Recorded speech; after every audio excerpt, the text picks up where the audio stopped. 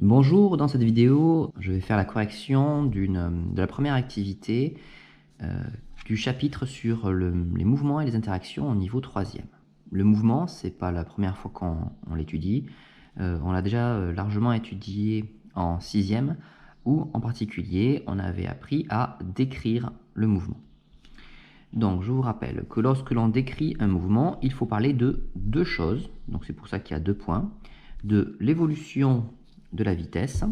On dit alors que le mouvement est accéléré si la vitesse augmente, ralenti si la vitesse diminue. On dit qu'il est uniforme si la vitesse est constante, ou alors lorsque la vitesse parfois augmente et parfois diminue, on peut dire que c'est une vitesse variée. Donc ça, on a parlé de l'évolution de la vitesse. Le deuxième point dont il faut parler lorsqu'on décrit un mouvement, c'est la forme de la trajectoire. Et ici, on va s'entraîner à utiliser donc le bon vocabulaire. Donc on doit observer les chronophotographies qui sont sur la gauche, et pour chaque situation, on doit écrire les mots qui décrivent correctement le mouvement. Première chronophotographie, c'est celle-ci. Peut-être que je vais rappeler qu'une chronophotographie, c'est donc une série de clichés pris à intervalles de temps égaux et que l'on a superposés pour créer une seule et même image. Donc ici, on voit, pas très bien, mais on voit quand même un scooter et on voit que il va tout droit. Donc on va décrire la trajectoire comme étant une trajectoire rectiligne. Peut-être d'ailleurs que ce serait bien le moment de rappeler le sens des différents mots. Rectiligne, donc c'est lorsque la trajectoire est une droite. Circulaire, c'est lorsque la trajectoire est un rond, un cercle parfait, ou quasiment parfait. Et curviligne, donc lorsque c'est ni un cercle ni rectiligne, eh bien lorsque ça fait une courbe, en gros, on parlera de curviligne. Description de la vitesse constante quand elle ne change pas, croissante lorsqu'elle augmente, décroissante lorsqu'elle diminue. Ici, pour le mouvement, donc ces termes-là, on les a déjà utilisés. Pour les mots uniforme, accéléré, ralenti et varié, uniforme correspond à une vitesse constante, accéléré lorsque la vitesse augmente, ralenti lorsque la vitesse diminue et varié lorsqu'elle est parfois elle augmente, parfois elle diminue. Ici, la vitesse, alors comme les positions ne sont pas régulièrement espacées, ici pour le scooter, en fait, on a l'impression qu'il démarre et qu'il va de plus en plus vite. On va dire que ici la vitesse est croissante. Pour la description du mouvement, on va parler d'un mouvement rectiligne, accéléré. Deuxième situation, donc là c'est l'inverse, on a l'impression que, bon c'est toujours, alors c'est une moto, les positions sont de plus en plus rapprochées et il va tout droit. Donc c'est un mouvement qui est toujours rectiligne, mais qui n'est pas à vitesse croissante, mais plutôt à vitesse décroissante. Le mouvement sera donc rectiligne, ralenti. Troisième situation, on voit une personne qui laisse tomber une balle de tennis, visiblement. La trajectoire, c'est toujours une droite, donc le mouvement est rectiligne. La vitesse, eh bien, la balle va de plus en plus vite au fur et à mesure qu'elle tombe. Donc la vitesse, ici, c'est une vitesse croissante. Et le mouvement, on va le caractériser de rectiligne accéléré. Situation suivante, on va parler ici de la grande roue. La trajectoire, c'est donc un cercle, on va parler de trajectoire circulaire. La vitesse, elle, on voit que les cabines sont régulièrement espacées. En fait, c'est la même cabine qu'on photographie à différents moments. Donc on va dire que c'est une vitesse constante. Et par rapport au mouvement, le vocabulaire qu'on va utiliser, c'est donc circulaire. Et pour dire une vitesse constante, on va dire uniforme. Dernière situation, un skieur donc, qui fait une figure en l'air. Donc lorsqu'il monte, sa vitesse va diminuer, va arriver à une valeur minimale. Puis lorsqu'il redescend, sa vitesse va de nouveau augmenter. Et il fait ni un cercle ni il ne va pas non plus tout droit. Donc sa trajectoire est curviligne, sa vitesse elle est décroissante puis croissante, et donc le mouvement il va être curviligne, varié. Alors, ce qu'il faut retenir dans cette activité, c'est donc le vocabulaire que l'on utilise, avec quand même une subtilité assez importante, c'est qu'on n'utilise pas le même vocabulaire pour décrire vraiment l'évolution de la vitesse et le mouvement. On doit parler de l'évolution de la vitesse lorsqu'on parle du mouvement, mais vous voyez qu'on n'utilise pas le même vocabulaire. Pour une vitesse constante, on dira que le mouvement est uniforme. Pour une vitesse croissante, on dira que le mouvement est accéléré, et pour une vitesse décroissante, on dira que le mouvement est ralenti. Donc bien faire attention à ça, on ne dit pas qu'une vitesse accélère, c'est pas français. D'accord? Alors lorsqu'on passe au niveau 3e, la simple description du mouvement par du vocabulaire, par des adjectifs, va pas être suffisante. Donc on va voir ici ce qu'il faut rajouter pour aller plus loin. Donc en particulier, on va s'intéresser à la représentation de la vitesse au cours du mouvement. Ça va être quelque chose qui va donner plus d'informations sur le mouvement. Dans le document 1, on voit à nouveau une chronophotographie, et si vous vous souvenez du vocabulaire utilisé dans l'activité précédente, c'est donc un mouvement rectiligne, puisque la voiture va tout droit, et uniforme, puisque sa vitesse ne change pas. D'ailleurs, c'était la question numéro 1. Ceci étant fait, on va donc s'intéresser à cette représentation qui est en fait qui représente exactement le même mouvement que ceci. Vous voyez, document 2, il y a marqué que c'est l'analyse faite par un logiciel, l'analyse des vitesses faite par un logiciel. Qu'a-t-il fait le logiciel? Eh bien, il a représenté plusieurs choses. Il a représenté des croix et des flèches. La question 2, on nous demande comment sont représentées les positions de la voiture par le logiciel d'analyse. Eh bien, les positions successives sont représentées par des croix. Ces croix, en fait, représentent mathématiquement des points. Hein, c'est le point qui est ici qui va représenter la position de la voiture. Document 3 maintenant, pour continuer à comprendre comment fonctionne le logiciel d'analyse, nous montre une autre chronophotographie qui ressemble pas mal à la précédente, sauf qu'ici on voit que l'espacement entre les voitures à différents moments change. En particulier, on voit que ici la voiture va de plus en plus vite. Donc si je dois décrire le mouvement, je dirais que le mouvement de la voiture est rectiligne accéléré. Question 4 sur le document 4, donc celui-ci, explique pourquoi les flèches sont de plus en plus grandes. Si on compare en fait le document 4 et le document 2, on voit qu'ici les flèches avaient toujours la même longueur, alors qu'ici effectivement les flèches sont de plus en plus grandes. Intuitivement, on peut avoir l'idée que c'est un lien avec la différence entre ces deux schémas-là. Ici, on avait un mouvement uniforme où la vitesse était la même, les flèches sont les mêmes. Au contraire, ici, on avait un mouvement qui était accéléré, les flèches sont de plus en plus grandes. Que représentent donc les flèches sur les documents 1 et 2? Alors là, je pense qu'il y a une petite erreur. C'est les documents 2 et 4. Donc les flèches représentent ici la vitesse. Et donc ces flèches-là, il va falloir apprendre à les tracer nous-mêmes.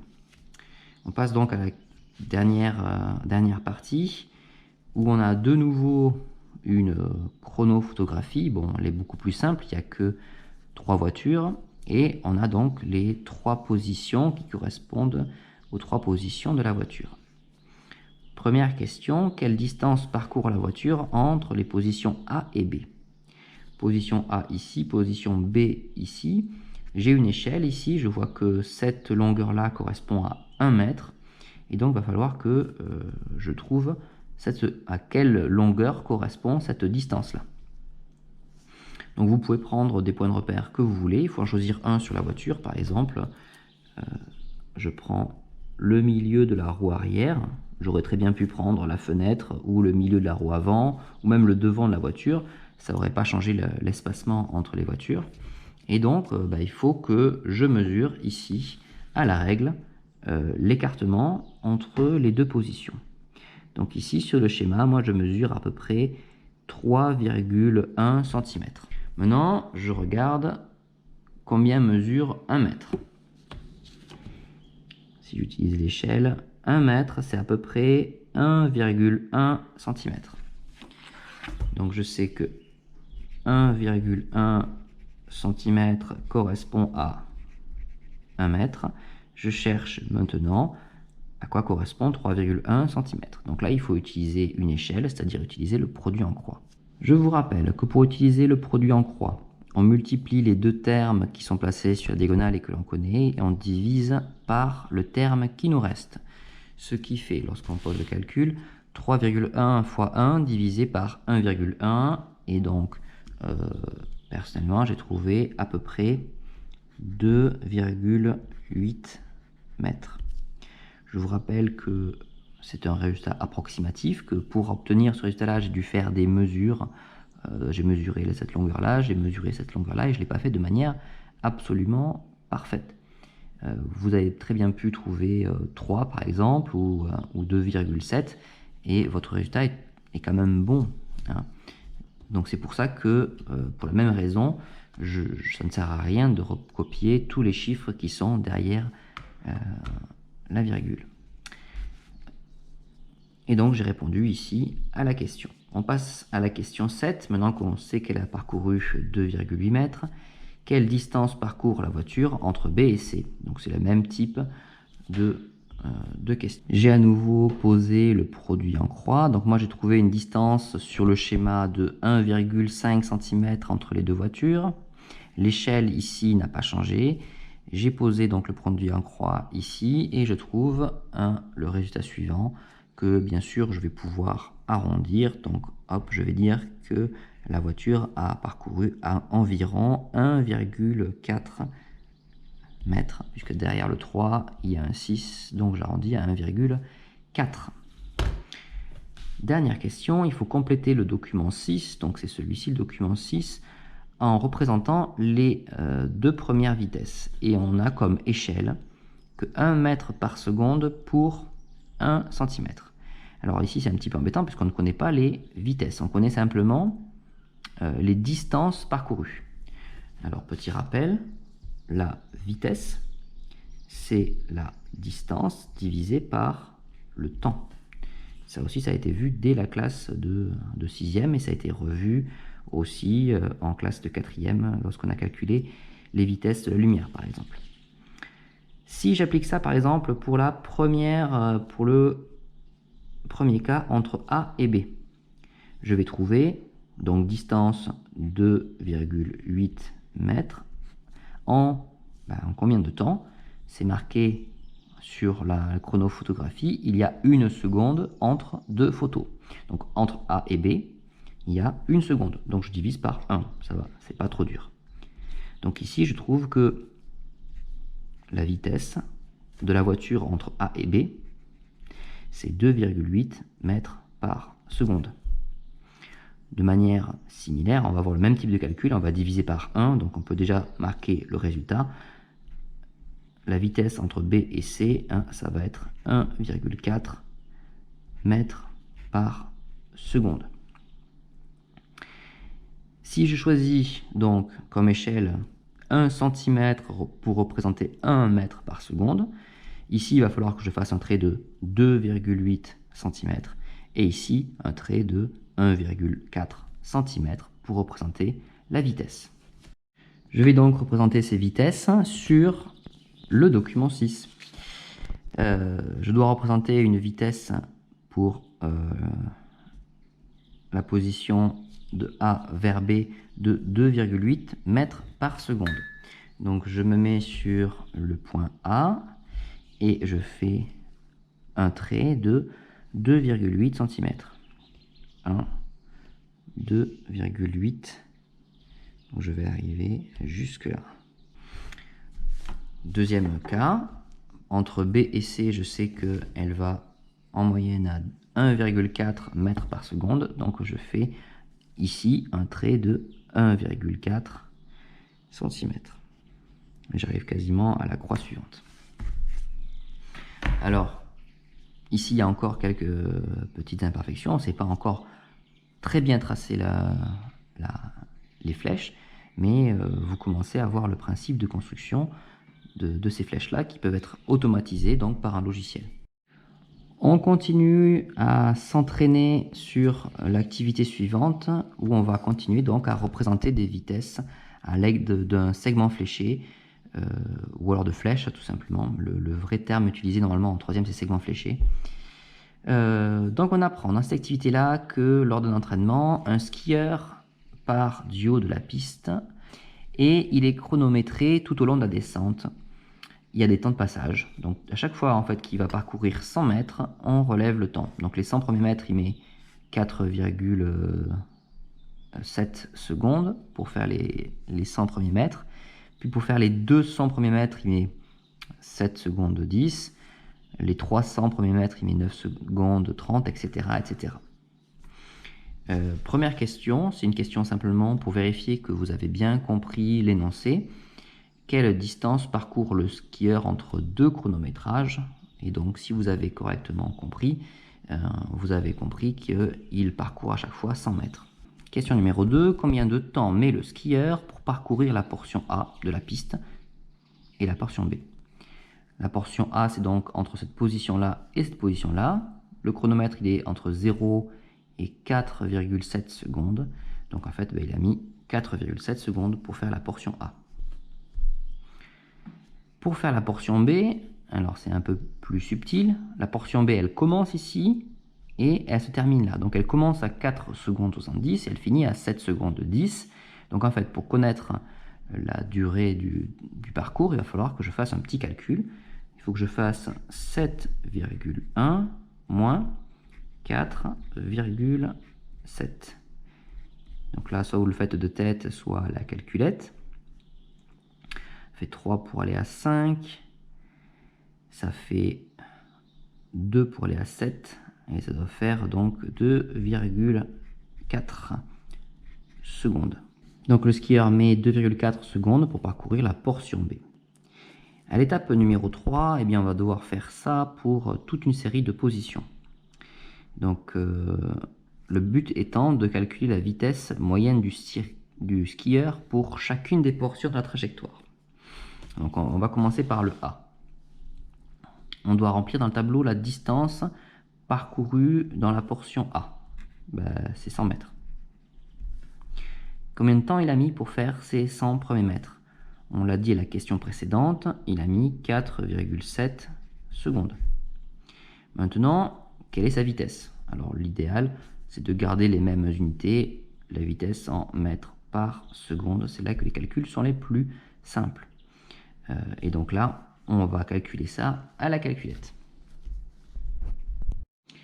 Et j'ai donc trouvé 21,3 mètres par seconde. Alors bien sûr, ça, il faut que vous le fassiez vous-même, hein, que vous entraîniez à compléter le tableau par vous-même avant de regarder la correction. Et moi, je vais donc simplement vous donner le tableau déjà complété. Ici, j'ai terminé de compléter le tableau.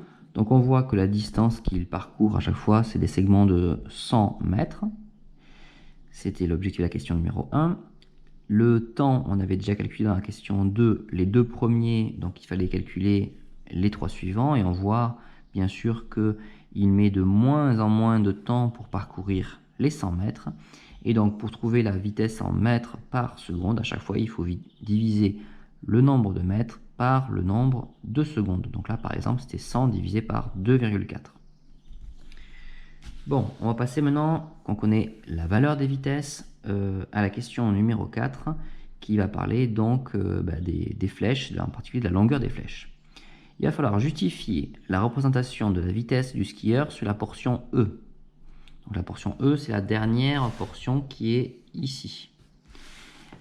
Sachant que 1 cm représente 20 mètres par seconde. Donc la première étape ici, ça va être de mesurer la taille de la flèche, puisque sa représentation, Ce qui est important, c'est sa taille, sa longueur. Alors moi, sur le schéma, je trouve que la flèche fait environ 3,1 cm.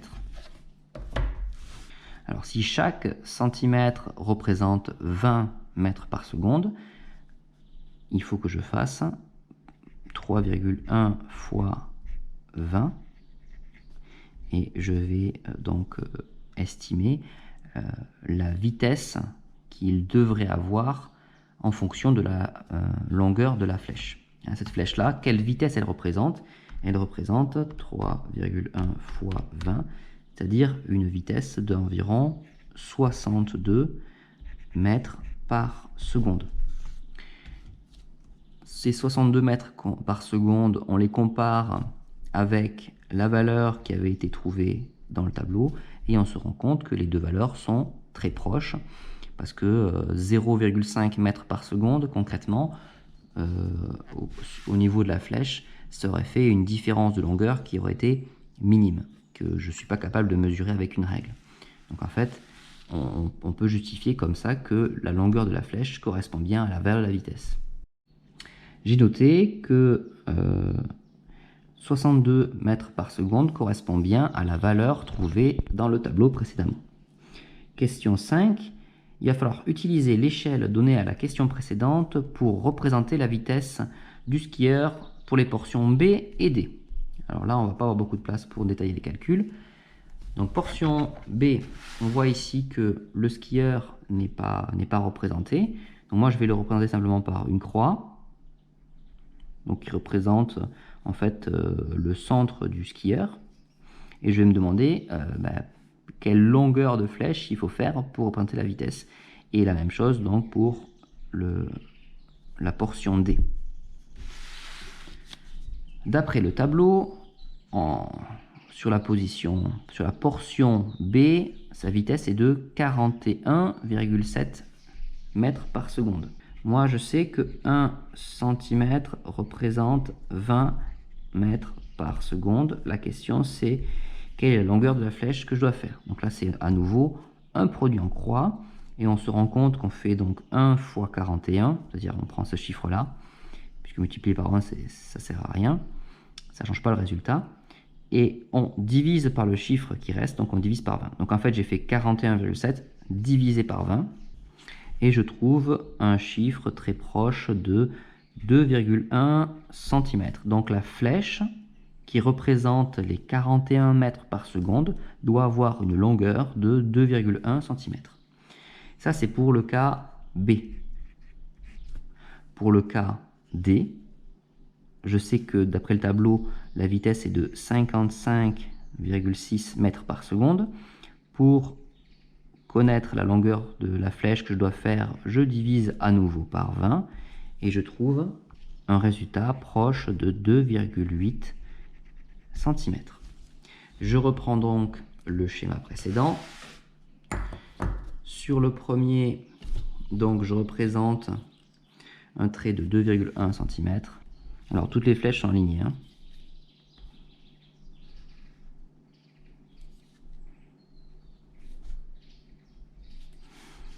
Donc ça, c'est la vitesse associée à la portion B. Et pour le suivant, une flèche de 2,8 cm. Donc 1, 2, 2,8. Je vais arriver sur le skieur suivant en fait. Ça va déborder un petit peu sur le schéma suivant. Et donc ici, ça c'est VD, la vitesse associée à la portion D. Que faut-il retenir de ces activités? Eh bien, on va retenir que au niveau troisième, il ne suffit pas d'utiliser des adjectifs pour décrire le mouvement. Il va aussi falloir être capable de représenter les vitesses de l'objet en différents points de sa trajectoire. Sur le schéma, on représente une vitesse par soit une flèche, soit un segment fléché, dont la longueur est proportionnelle à la valeur de la vitesse. C'est ce qu'on vient de faire juste au-dessus. Le coefficient de proportionnalité, qui va donc lier la longueur de la flèche à la valeur de la vitesse, en fait, c'est ce qu'on appelait l'échelle des vitesses. Et sur un même schéma, on a vu que il pouvait y avoir plusieurs échelles. Par exemple, sur le schéma précédent, on savait que la distance entre ce point-là et ce point-là, c'était 100 mètres. C'était une échelle. Et on a utilisé une autre échelle pour les vitesses. Alors ici, on a déjà vu pas mal de choses, pas mal de notions par rapport à la description et à la représentation des vitesses. Et on n'a pas encore tout vu, même si l'essentiel a déjà été fait. Donc on va voir les dernières notions à connaître par rapport à la représentation de la vitesse dans cette activité-là. Sur le document 2, donc le document 2 c'est ici, on analyse les positions successives d'un ballon de basket. Donc on voit ici la chronophotographie qui correspond sur le document 1. C'est donc un logiciel d'exploitation, donc il y a différents noms de logiciels d'exploitation, qui permet de représenter les vitesses d'un ballon au cours d'un mouvement. Parce que vous imaginez bien que les calculs qu'on a fait aux activités précédentes, ils peuvent être automatiquement faits par un ordinateur. Il faut bien sûr comprendre d'où viennent ces résultats, mais quand il y a beaucoup de points, ça devient assez lassant à faire à la main. Dans les activités précédentes, la longueur des flèches veut simplement dire la valeur de la vitesse. Donc si les longueurs sont différentes, ça veut dire que la vitesse n'est pas toujours la même. Question numéro 2, expliquez pourquoi les flèches n'ont pas la même inclinaison alors qu'elles l'avaient dans les exemples précédents.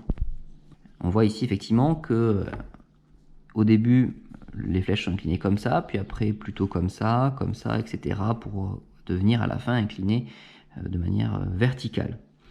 Eh bien, tout simplement parce que vous comprenez bien que la trajectoire ici est courbe, hein, et en fait, les flèches vont suivre l'inclinaison de la trajectoire. J'ai noté donc en phrase de correction, les flèches suivent l'inclinaison de la trajectoire. Ici, la trajectoire est curviligne, donc l'inclinaison change. Alors tout le travail de l'activité ici sera de comprendre comment est-ce qu'il faut incliner les flèches pour qu'elles suivent correctement la trajectoire. Donc ça, on va apprendre à le faire au travers des questions 3 et 4. Sur le document 2, deux représentations de vitesse ont été effacées. Effectivement, celle-ci est manquante et la dernière aussi. Il va falloir représenter au plus juste ces segments et noter les calculs si nécessaire. Effectivement, on va avoir besoin de faire des calculs. Alors, première portion, premier point, je sais que je vais devoir représenter une vitesse de 15 mètres par seconde. La question c'est quelle taille quelle longueur je vais devoir utiliser. Alors, pour être le plus précis possible, le mieux c'est d'utiliser une autre flèche, hein. Donc par exemple celle-ci. Comme elle est longue, je vais pouvoir mieux mesurer sa longueur. Donc là, ici, elle fait à peu près 1,5 cm. Donc je sais que à 1, non, c'est ici qu'il faut le marquer. À 1,5 cm correspond en réalité 24 mètres par seconde. Donc quelle longueur est-ce que je vais devoir tracer? Eh bien, je fais un produit en croix qui me fait 15 fois 1,5 divisé par 24. Et je trouve donc à peu près 0,9 cm. De toute façon, en dessous de ça, je ne vais pas avoir une précision avec ma règle suffisante. Je fais le même travail pour le segment suivant. Je sais maintenant que à la fin, j'ai une vitesse de 23 mètres par seconde. Quelle longueur est-ce qu'il faut que j'utilise? Donc je fais 23 fois 1,5 divisé par 24 et je trouve environ 1,4 cm. Maintenant, hop, je vais essayer de représenter au plus juste le premier segment, donc qui fait 0,9 cm. Alors je peux le faire plus ou moins au hasard, c'est peut-être ce que vous avez fait vous. Cependant, pour trouver la bonne inclinaison, il y a une technique bien précise que vous verrez peut-être plus en détail au au niveau lycée. Donc normalement, il faut déjà commencer par repérer l'inclinaison, la direction, on dirait plutôt, mathématiquement parlant, qui est donnée par le point juste avant et le point juste après. Une fois que j'ai trouvé cette inclinaison, cette direction, je décale la règle parallèlement à cette droite, ou à ce segment ici plus précisément, et je vais pouvoir maintenant tracer le segment de la bonne longueur, c'est-à-dire ici de 0,9 cm.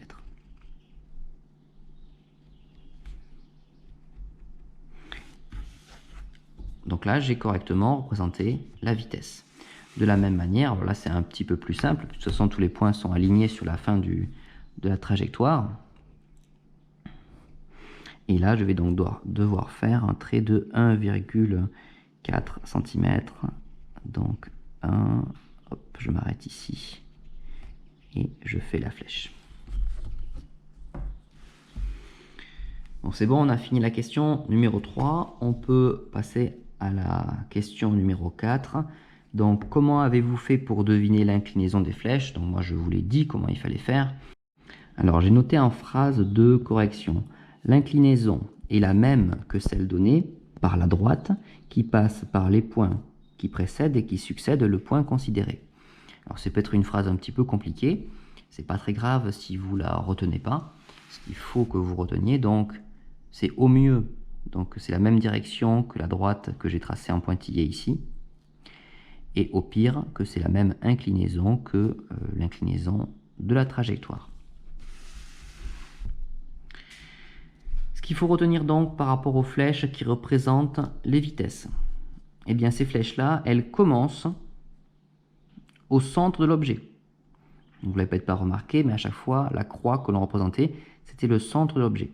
Ce qu'on appelle le point d'application. C'est là d'où part la flèche.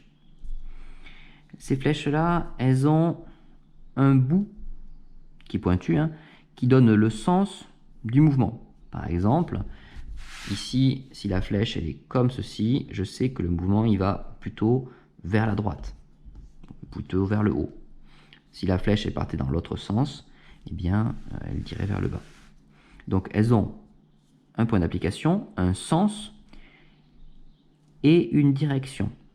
Alors, en physique-chimie et en mathématiques, on distingue le sens, c'est-à-dire quel côté on a fait le côté pointu de la flèche, de la direction, c'est-à-dire l'inclinaison de la flèche. Ce sont deux notions que l'on va distinguer en physique-chimie et que malheureusement on confond dans le langage courant. La direction et sens, en langage courant, ça va à peu près dire la même chose. Ces flèches-là aussi, elles ont une longueur. Donc ça, on a longuement travaillé. Mathématiquement, on appelle ça plutôt une norme, mais on ne va pas trop s'appesantir là-dessus au niveau 3e. Donc cette longueur, elle est proportionnelle à la valeur de la vitesse. Donc voilà, vous savez à peu près tout sur les vitesses.